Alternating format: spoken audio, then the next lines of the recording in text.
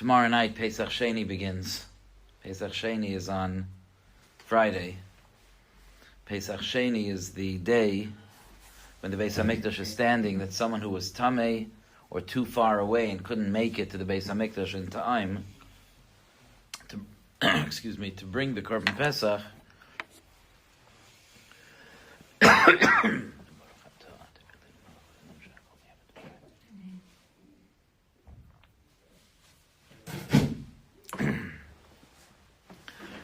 there was a second chance. They were able to bring the Korban Pesach a month later. And it's fascinating that there's another halacha about Korban Pesach that has nothing to do with Pesach Sheini. It's just a halacha of Korban Pesach. And it's written here in Parshas Ba'aloischa, where it describes the halacha of Pesach Sheini. It's interesting. You would expect that when the Torah told me the halachas of the Korban Pesach, it would say all the halachas. And then when it says the story that there were some people that couldn't bring the korban, then it just says that halacha. It's a little bit interesting that there's a halacha that waits until the story of Pesach Sheini, and that's the halacha that a ger also brings a korban Pesach. For whatever reason, the Torah felt that a ger might think that either he's exempt from the Korban Pesach because his ancestors did not come out of Mitzrayim, or perhaps, as Rashi brings in Parshas Ba'aloischa, perhaps the moment he becomes a ger, he should bring a Korban Pesach, just like our ancestors did the moment the Jewish nation was born. Either way, the Torah tells us in Parshas Ba'aloischa, a ger doesn't bring a Korban Pesach. I'm sorry, a ger doesn't bring a Korban Pesach when he becomes a ger, but the ger is treated like one of the, any one of the Yidden. We treat a ger fully like our brother, and a Geiris like our sister, and when it's time for all of us to bring the Korban Pesach, the ger or Geiris brings one as well. Okay? Does that have anything to do with Pesach Sheini? That's a halacha about the Korban Pesach. Even if someone is never tamei before Pesach and never too far away, still it's important to know that a ger has to bring a Korban Pesach. But obviously it does have something to do with Korban Pesach because that's where it is. V'chi yogor itchem ger, in Parshas Ba'aloischa, by the Parsha of Pesach Sheini. And I'd like to explain what it has to do with ger. Another question. Interesting question. So what happened? Klal Yisrael came out of Mitzrayim. Okay, let's just follow the calendar here. It's important to have some sense. So 49 days later, they stood by Har Sinai, and they received the Torah on Vav Sivan, and Moshe Rabbeinu went back up to get the Luchais. He came down on the 17th day of Tammuz, and discovered a golden calf prancing around. He broke the Luchais. Klal Yisrael did a major tshuva for that terrible, terrible mistake. Moshe Rabbeinu went back up to ask Hashem to be Meichel us. He came down right before Rosh Chodesh Elul, so that's already through the summer. He came down right before Rosh Chodesh Elul and told Klal Yisrael Hashem was Meichel us, now it's time to get the next set of Luchais. He went up again for the third time on Rosh Chodesh Elul, stayed up in Shemayim through the entire Elul, Rosh Hashanah, until Yom Kippur, and came down on Yom Kippur with the second Luchais. On the day after Yom Kippur, gathered together the whole Klal Yisrael and told them that we have to build a Mishkan. Gathered the materials, the 11th, the 12th, that was on the 11th, 12th, 13th, and 14th day of Tishrei, and then started building the Mishkan on the 15th day of Tishrei, which is the first day of Sukkot. The Anani HaKavod returned, because they were building the Mishkan. That's why we have Sukkot on the 15th day of Tishrei. And they finished building the Mishkan on the 25th day of Kislev. And they were told not to do anything with that Mishkan that they finished on the 25th day of Kislev. And the 25th day of Kislev was owed a Chanukas HaMishkan for several hundred years. But the 25th day of Kislev, nothing happened. The Mishkan was put into storage until Nisan time. So it's pretty incredible. The entire Mishkan was built and ready for use. And Hashem was like, no, we're waiting for Nisan. Okay? In the beginning of Nisan, I'll tell you exactly when in a minute. In the beginning of Nisan, they erected the Mishkan. First, Moshe Rabbeinu served as Kohen Gadol, and he wore a white robe, and put together and took apart the Mishkan by himself, which is impossible to physically do. He put together and took apart the Mishkan by himself for 7 days and brought karbanos in the Mishkan for 7 days. That's known as the Shivas Yemei Hamiluim.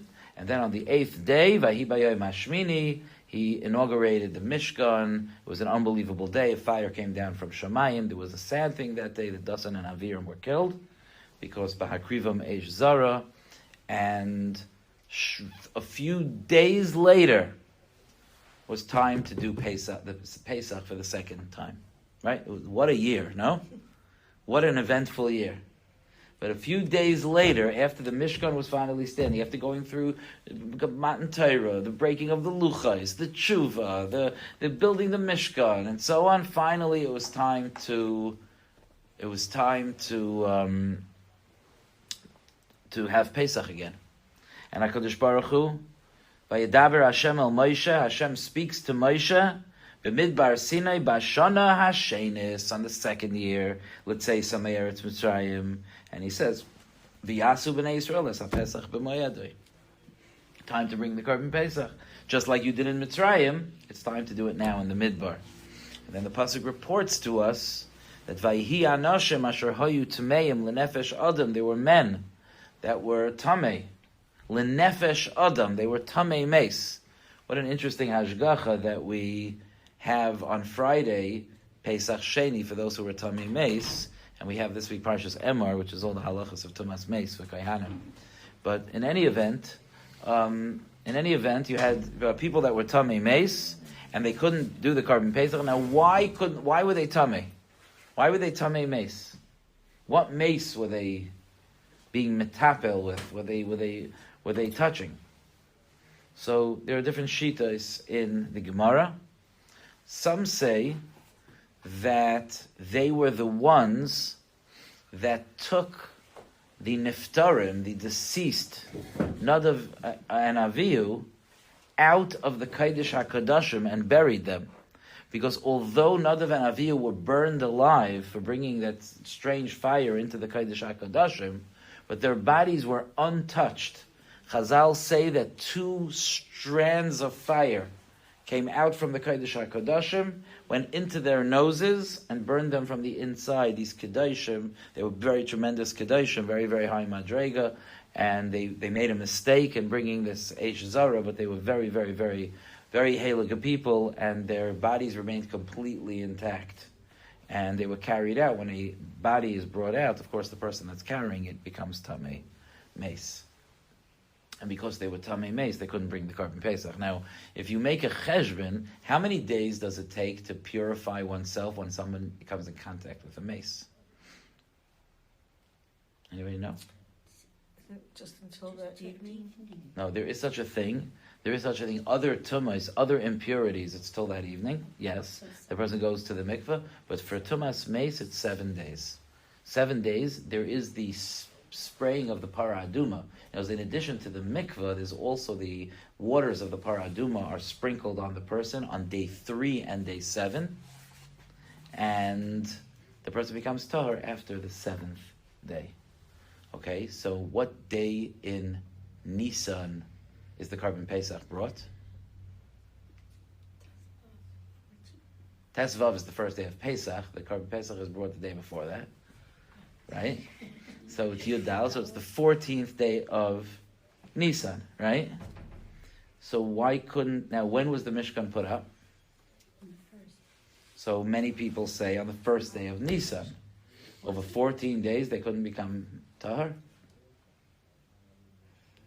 So it must be that those people that say that the people that were tummy were the ones who carried the bodies of Nadav and Avihu out, it must be that they hold that when Parsha Shmini begins with the words Vayhi Bayom HaShmini, and Rashi says it was Rosh Chodesh Nisan, they hold Vayhi Bayom HaShmini means it was Shmini ben Nisan. And with the 7 days that Moshe, this is very interesting in a lot of different psukim I'm not getting into. That means that Moshe started to put together and take apart the Mishkan every day, starting Rosh Chodesh Nisan. He did that for 7 days. On the 8th day was the inauguration of the Mishkan. And then if you became Tameh that day, on the 14th day of Nisan, you would still be Tameh 7 days later. So you'd be stuck. But most people hold that the Mishkan was actually inaugurated on the first day of Nisan. So who were these people that were Tameh? So the Gemara says, Noisei Aroinoi Shel Yosef. It was those that were carrying the body of Yosef at Tzaddik, which includes all the Shvatim. It were those that were carrying the Shvatim's Aroinois to bury in Eretz Yisrael. They were taken from Mitzrayim, as we know. Vayikach Moshe es atzmos Yosef, right? Moshe took the bones of Yosef with him, and those that were carrying them were Tamei Meis, and they didn't have 7 days to purify themselves. That's the discussion. Anyway, they came to discuss with Moshe. They came to discuss with Moshe this problem that they couldn't bring the Korban Pesach. Okay. Now I want to share with you one more thing. I'm going to get to the point here. Trust me, it is worth the wait. Okay. Trust me. It says here that they came in front of Moshe and in front of Aaron. So now, they came in front of Moshe and in front of, it doesn't say in front of Moshe and Aaron. It says in front of Moshe, lifnei Moshe, vilifnei Aaron. So Rashi says, so how did that happen? What happened exactly? Oh, so maybe it means that they came in front of Moshe and he didn't know what to do, so they went to Aaron. You're laughing. Rashi says that's ridiculous. If Moshe lo yoda, Aaron heichon yoda. If Moshe didn't know, how's Aaron supposed to? Moshe was Aaron's Rebbe. Okay? So Elamai, it must mean they came while Moshe and Aaron were both sitting in the Beis Medrash. They came in front of Moshe and in front of Aaron. And my question to you is, and trust me, this is worth the wait. My question to you is, why is it important that Aaron was sitting there? They are asking a question to Moshe Rabbeinu. Why is it important to stress it was in front of Moshe? It doesn't. Maybe someone else was there also. It's not relevant. Moshe was the teacher, right? Aaron's opinion they were going to get from Moshe Rabbeinu. So why is it important that it was in front of Moshe and in front of Aaron? So now let me pull this all together.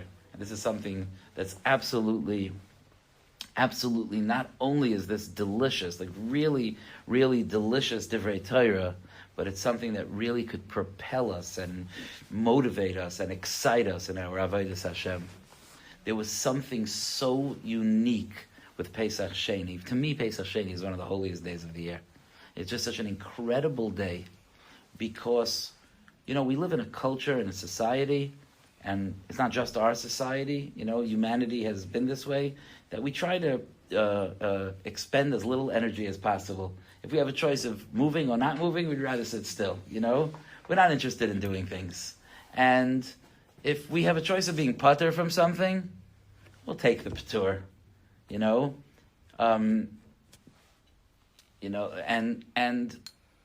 these men, whether it was because of the bodies of Nadav V'Avihu, or it was because they were carrying the Aron of Yosef, they were not bad guys. They were tzaddikim. They were holding the bodies of tzaddikim. And that's how they became tamei. They could have said, a Korban Pesach, that's a sheep. That's expensive. Okay? That's an expense. That's an investment. If you had a large family, it was a big investment. And they were patur from bringing a Korban Pesach. Shoo. You guys enjoy. I'm going to stay home. They were patur. Moshe Rabbeinu announces, we're going to be doing the Korban Pesach. They're like, 1 second, I'm tamei. Okay, I'm patur. I don't have to do it. But that was not their attitude. They came in front of Moshe, and it doesn't say that they screamed. But if you listen to the words, you know that they were pleading with Moshe. They didn't just say, what should we do? We're tamei. They said, Lama nigara. Why should we lose out? Klal Yisrael is bringing a Korban Pesach. Klal Yisrael is becoming closer to Hashem. Klal Yisrael is serving Hashem together.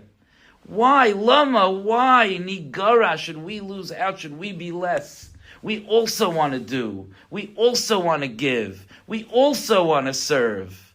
Not, I'm relieved that I'm pater. I'm devastated that I'm pater. I want the action here. I want to be involved. I want to do. I want to give.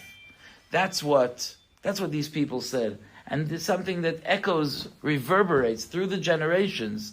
Yidden that looked at the service of Hashem not as something that, all right, I guess I have to do it, but as something that we're so honored to have been chosen to do. And that's why it has the parsha of Ger here. Because a Ger does that with all the mitzvahs. A guy is born, he's pater from all the mitzvahs, besides for 7. When someone decides to join Klal Yisrael, especially we're going close to Shavuos, we're thinking about the story of Rus, for example, who Rus could have said, Naomi told her, you did good, thank you for your service, you took very good care of my son, time for you to go home now. And Naomi said, in a certain sense, Lama Nigara, I don't want to lose out. I want what you have. I want to live the way you live. And very poignantly, I want to die the way you die. And I want to be buried where you're buried. I don't want to live the life of pater from everything. I want to live the life where I'm obligated, where I can do, where I can give, where I can serve. I want that. That's what a ger says. So the Torah, you realize how I told you it was worth the wait. The Torah waits to tell me the halacha that a ger should bring the korban Pesach until Pesach Sheini, because Pesach Sheini is the spirit of the ger. Pesach Sheini is the yid saying, I don't want to be pater. Just like the ger said about his whole life, I don't want to be pater. Where he's mechayev himself in mitzvahs. Real chiyuvim, like he's punished if he doesn't do it, because he doesn't want to be pater. Just unbelievable. And that, I believe, is why Aaron is so important here. Because Moshe, this is a rule that's important to know. You can understand many things in the Torah if you understand this. Moshe Rabbeinu is the first Rebbe. Aaron HaKohen is the first student. He's the first Talmud. He was also a Rebbe, but he's the first Talmud. He's not the first Rebbe, Moshe Rabbeinu is. He's the first Talmud. Moshe is the first giver. Aaron is the first receiver. Here was a mitzvah of Pesach Sheini. Who created that mitzvah, the giver or the receiver? This was a unique mitzvah. Most mitzvahs Hashem says, Vaydaber Hashem al Moshe Leimar, here's what you're going to do. Comes from the giver. Here you had a mitzvah of Pesach Sheini, where there was no mitzvah. And the receivers said, we want something here. Lama Nigara, why should I lose out? There's something here that I need. There's something I want. The Hashgacha was Aaron is sitting there. Because this is the power of the Talmud. This is the power of the receiver. It's unbelievable. It's so important for us to remember this. And we've discussed this at various times. I usually talk about this, this concept of how fortunate we are to be Makayim Mitzvahs. We talk about this during Elul and Rosh Hashanah time, but it's something that we have so much to gain from focusing on. You know, sometimes people mistakenly think about their relationship with Hashem, that there's some kind of transactional relationship where we do what Hashem wants us to do, and then Hashem will do what we want Him to do. You know, it's a transaction. Hashem, I lit Shabbos candles, so you clear up my kid's ear infection. I took challah, so you make sure I don't get a flat tire. You know? And then sometimes if something goes wrong, people are like, HaKadosh Baruch Hu, you're not keeping up your end of the deal. And it's a big mistake on many levels, but part of the mistake is, you lit Shabbos candles? Is that something you gave, or is that something you received? No, the way to look at it is, HaKadosh Baruch Hu, how incredible you are. Not only do I get to light Shabbos candles, but also you're going to clear up my kid's ear infection. It's not like, Hashem, I did something for you. Hashem doesn't need us. Hashem gave us the zchus, the majesty the aristocracy, that we can serve Him. We're so grateful to Hashem for the opportunity to. Hashem could have chose someone else. He chose us. We get to serve Him. Lama nigara. If we don't get that chance to serve, we don't say, "Shoo, I don't have to do it." We want to be serving the King of Kings. We want to have that title, that crown, that majesty. That we're the ones that serve HaKadosh Baruch Hu. We look at both of that as a pride. In Parshas Nitzavim, it says. There's two psukim there. One of them starts with Es Hashem He'emarta, and one of them starts with Vashem He'emircha. And there are two psukim that stand opposite each other. Es Hashem He'emarta is what we do for Hashem. He'emarta means to make great. You made Hashem great. Vashem He'emircha is how Hashem makes us great. Okay? So one example brought in the Gemara is that we wear tefillin that talk about the greatness of Hashem. Shema Yisrael Hashem Elokeinu Hashem Echad. Hashem wears tefillin. You know what it says in Hashem's tefillin? It doesn't say Shema Yisrael Hashem Elokeinu Hashem Echad. In Hashem's tefillin it says Mi Ka'amcha Yisrael Goy Echad Ba'aretz. So the Echad in our tefillin is praising Hashem. We make Hashem great. We talk about the one Hashem. The Echad in Hashem's tefillin is He talks about His one nation. Mika Amcha Yisrael. So that's how we make Hashem great, and how Hashem makes us great. But there's a list in the Torah. So it says that we make Hashem great by doing His mitzvahs and listening to His chukim and His mishpatim and serving Him and so on and so forth. And Hashem makes us great by placing us above all the nations and by all these other descriptions of the greatness and the majesty of Klal Yisrael. But what's amazing is that to keep Hashem's laws is on both lists. It's unbelievable. It's on both lists. Because we make Hashem great by keeping His laws, and Hashem makes us great by letting us keep His laws. That's the greatness that we receive. It's not just, oh Hashem, I did something for you, now you do something for me. Even what I do for you, you're doing for me.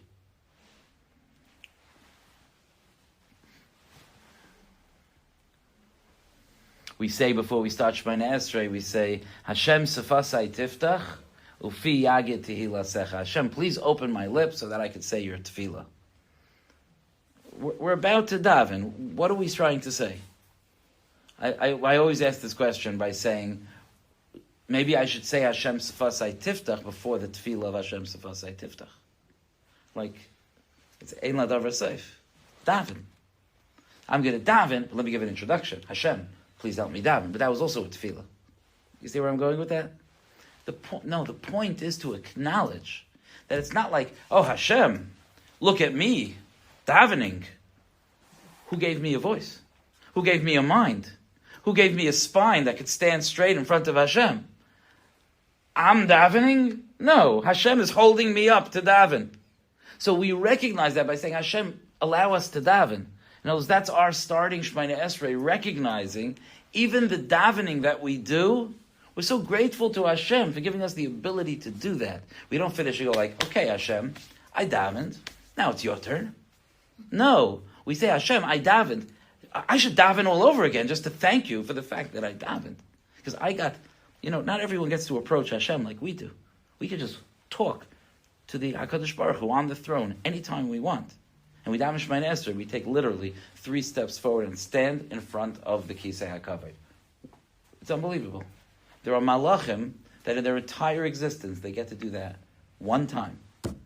And we just, whenever we want, stand in front of the throne. It's unbelievable. That's what we get to do.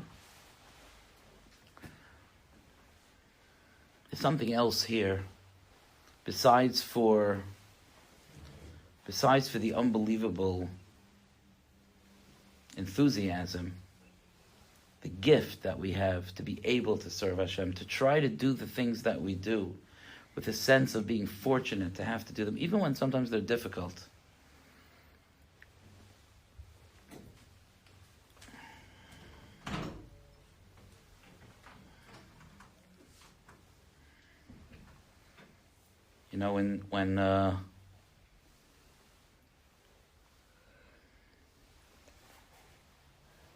King of England was here this week. Are you aware of that? I know that you're aware of it. Okay, thank you. Anybody else?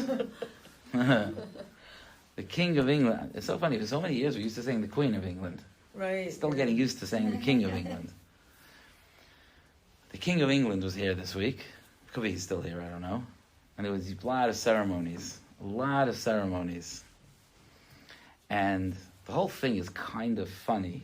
He came as part of the celebration of the 250th year since we revolted against England. The whole thing is just funny. And there's been talk about it. Like supposedly when he showed up to the White House, he was like, boy, this is a lot better than the Boston Tea Party. You know? But one thing that I appreciate, and that's why I'm aware of it, one thing that I appreciate about it, because in some small, tiny way, there's a certain sense of what Malchus is. In our country, it's a little bit hard to see Malchus, and the truth is, even there, it's hard, because we know too much about these people. But in the external presentation of the Messiah, of the Malchus that they have, you see some sense of Malchus. And as Yidden, that's something important to us, because Malchus is very much part of who we are. There was a picture of King Charles sitting in a chair in the Oval Office. And there was another picture of him sitting in the Oval Office 57 years ago when Richard Nixon was president. Okay? He was quite a young man. Okay? And what was amazing was, I could not, to me, these things are like fascinating. He's not a young man, King Charles. He was sitting there, and you could go back, if you're Mesugal, you could find those pictures. He was sitting in that chair a certain way with his hands crossed like this. And if you look at the picture that was taken 57 years earlier, he was sitting exactly the same way. You could have put the two pictures on top of each other. Because there's a way that royalty sits. It's amazing. And there was a whole reviewing the troops and American soldiers, British soldiers, a whole ceremony, trumpets, this. I couldn't listen to that because it's Sphira, but trumpets and a whole ceremony of Malchus. So I was just thinking to myself, you have this guy who is, what is it called? The conductor of the orchestra that's playing the pompous music as the king and queen come out of their car. And he's dressed in his military uniform with a hat in the very humid, and it was a humid day anyway, but the very humid Washington, D.C. weather, if you're familiar. And he's waving his stick, and he's sweating in there for sure. Okay?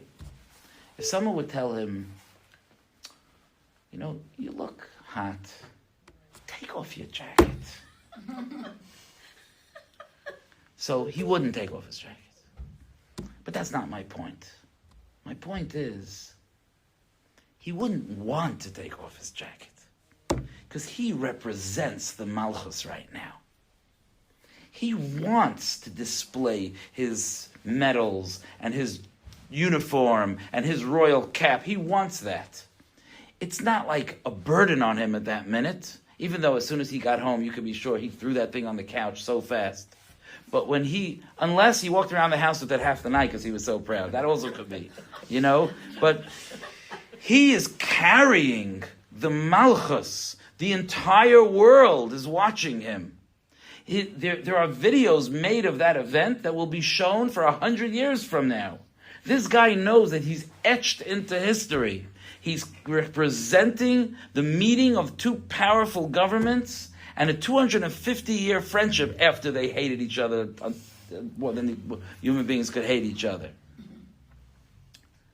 We carry 250 years. Are you kidding me? For us, it's a joke. We did that before breakfast. Okay? We carry all of that malchus, if those of you that saw it, all of that malchus is a game. It's a joke compared to the malchus I watch sometimes, and you could go onto the Aguda website and you could watch Aguda conventions from 50 years ago, 60 years ago, 70 years ago. They just put together a whole archive. It's unbelievable. Okay? And you watch Rav Hutner, Rav Moshe, Rav Yaakov, Rav Ruderman, you watch Rav Pam, you watch different generations, the different generations of tzaddikim sitting and discussing the issues of Klal Yisrael, dressed in their royal clothing. That's not celebrating. That's not some external show of celebration of 250 years of history. That is a authentic expression of the pride of over 3,000 years of Malchus. That's what we participate in. And it's not something that we be like, don't tell me too much about the people, it will just ruin it for me. No, find out about those people. Get to know them. The more you know, the more Malchus you'll see.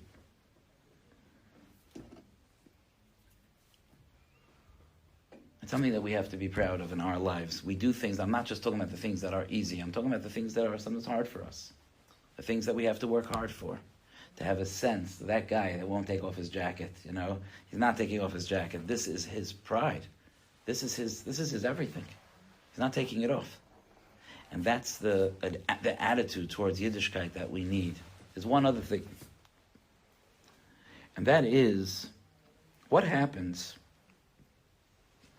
if someone didn't bring the Korban Pesach when Pesach came, not because he was tamei, not because he was far away, but because he wasn't interested in doing the mitzvah? Chas v'shalom. Does he get to bring the Korban on Pesach Sheini? You would say, I don't think so. It says if he couldn't do it. It doesn't say if he didn't do it. But that's not the halacha. If you look at the Ramban in Parshas Ba'aloischa, you look at the Gemara in Masechta Pesachim, it says clearly that if someone didn't bring the Korban on the first Pesach, he too gets to bring the Korban on Pesach Sheini. When I learned that halacha, I felt a little upset. This yontif of Pesach Sheini was created for people that screamed, Lama Nigara, I don't want to lose out. And you didn't care. You just skipped it because you were tired that day. You should have the opportunity to bring the Korban to the Pesach Sheini? I don't think so. But that's not the halacha. The halacha is that that person has the opportunity. And you know what that tells me? That tells me that even when a Yid seems on the outside that he's not willing or not interested in fulfilling a mitzvah, the Torah is telling us that on the inside he's crying, Lama Nigara, I also want to do that mitzvah. And maybe on the surface, maybe his Yetzer Hara got the better of him. And on the surface, he looked disinterested, as sometimes Yidden do. He looked angry or like he's rejecting Yiddishkeit. But the Torah says, no, listen carefully. Look deeper in his heart. And you will hear a Yid saying, why did my Yetzer Hara control me like that? How did I fall victim to the Yetzer Hara? Lama Nigara, I'm also sad that I lost out. And I think that that's a big chizuk for us, because, of course, we have to be mechazek ourselves to have pride and excitement in fulfilling the mitzvahs. But sometimes we have a hard time mustering up that excitement. And we feel like it's a burden. And it's important to know that we too can cry to HaKadosh Baruch Hu to open our hearts and to be heard by Hashem, because a Yid never stops saying Lama Nigara. A Yid always wants to serve Hashem. And sometimes we feel that on the outside, and sometimes we know people, if not ourselves, we know people We interact with people. We try to be mechanech people sometimes that don't seem interested. The worst possible thing that we could do as parents and as educators is to believe that lie.